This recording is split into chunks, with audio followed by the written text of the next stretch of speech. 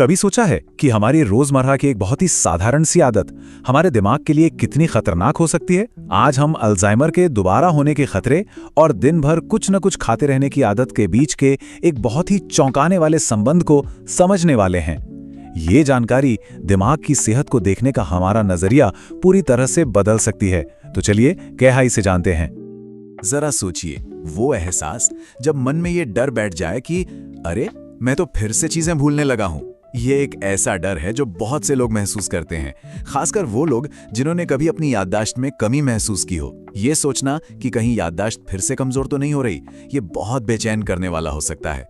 ये एक स्वाभाविक चिंता है और आज हम इसी चिंता की एक बहुत बड़ी वजह को समझने की कोशिश करेंगे। तो आखिर वो कौन सी आम आदत है जिसमें इतना बड़ा खतरा छुपा हुआ है? हैरानी की बात यह है कि ये हमारे खाने के तरीके से जुड़ी है। एक ऐसी आदत जिसे हम में से ज्यादातर लोग बिल्कुल सामान्य, बिल्कुल नॉर्मल मानते हैं। ये आदत है लगातार खाने की, मतलब दिन भर कुछ ना कुछ खाते रहना।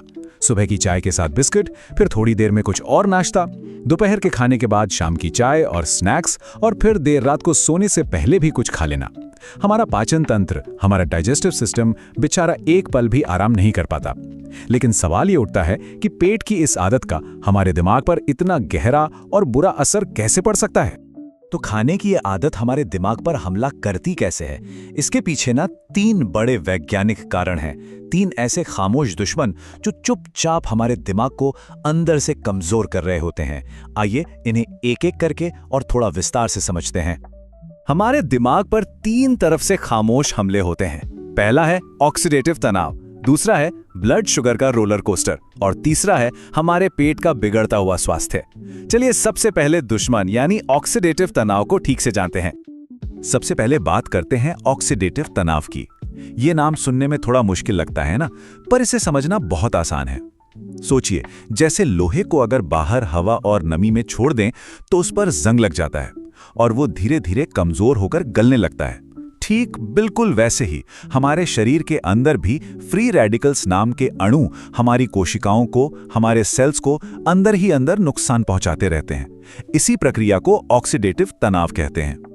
और जानते हैं, इस ऑक्सीडेटिव तनाव का अल्जाइमर से सीधा सीधा नाता है। जब दिमाग में ये जंग लगने जैसी प्रक्रिया बढ़ती है तो ये अमाइलॉइड बीटा नाम के एक बहुत ही खतरनाक प्रोटीन को जमा होने में मदद करती है।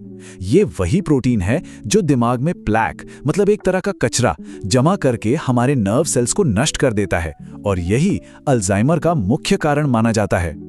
तो अब पूरी कहानी साफ हो रही है ना? जब हम लगातार बिना रुके खाते रहते हैं तो हमारे शरीर को पाचन के काम से कभी फुर्सत ही नहीं मिलती।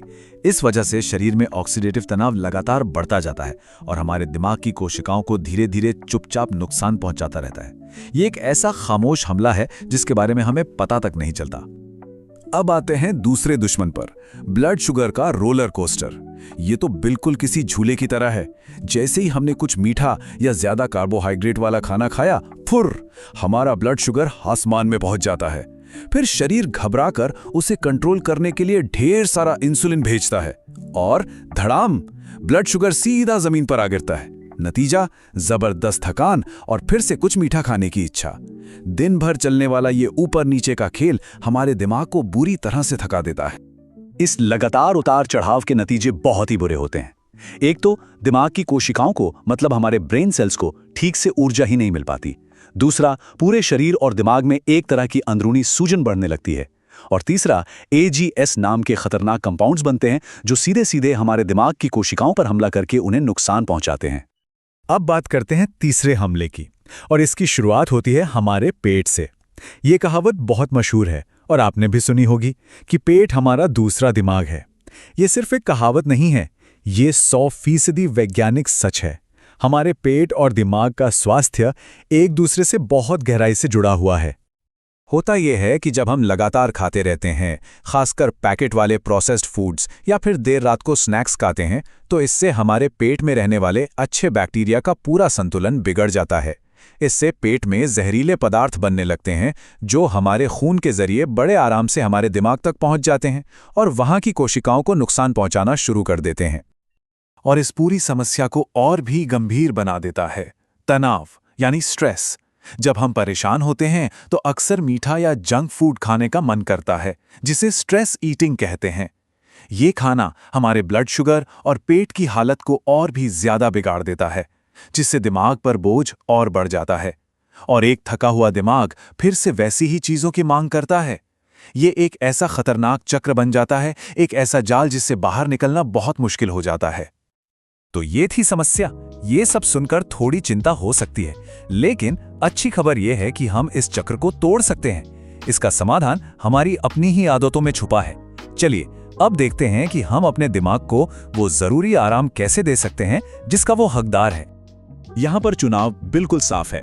एक तरफ है लगातार खाते रहने का रास्ता, जिसका नतीजा है शरीर पर लगातार तनाव, सूजन, कोशिकाओं को नुकसान और ब्रेन फॉग, यानी दिमाग का ठीक से काम न करना। और दूसरी तरफ है समय पर खाने का रास्ता, जिसका मतलब है शरीर को आराम देना, उसे खुद की मरम्मत करने का मौका देना और नई ऊर्जा पाना। फैसला हमें करना है कि हमें कौन सा रास्ता चुनना है। और यहाँ पे जो सबसे जरूरी सिद्धांत समझने वाला है वो ये है कि सिर्फ ये मायने नहीं रखता कि क्या खाया जा रहा है, बल्कि ये भी बहुत ज्यादा मायने रखता है कि कब खाया जा रहा है। खाने के बीच में एक लंबा अंतराल रखने से, एक लंबा ब्रेक देने से हमारे शरीर को खुद को ठीक करने का, अपनी मरम्मत करने का वक्त मिलता है, और यही हमारे दिमाग के लिए भी सबसे ज्यादा जरूरी है। तो इसे अपनी जिंदगी में कैसे लागू करें? यहाँ 5 बहुत ही आसान कदम हैं। पहला, अपने खाने का एक समय तय करें, जैसे कि दिन के सिर्फ 8 या 10 घंटे के अंदर ही खाएंगे। दूसरा, ऐसी चीजें खाएं जो ब्लड शुगर को स्थिर रखें, जैसे सब्जियां, नट्स और मछली। तीसरा, पेट के लिए फायदेमंद चीजें जैसे दही और फाइबर वाली चीजों को अपनी डाइट में शामिल करें। चौथा, और शायद सबसे जरूरी, बीच बीच में और देर रात खाने की आदत को अलविदा कहें। और आखिर में, तनाव को मैनेज करने के लिए कोई तरीका खोजें, जैसे व्यायाम, ध्यान या कोई भी ऐसा काम जिसमें मन लगे।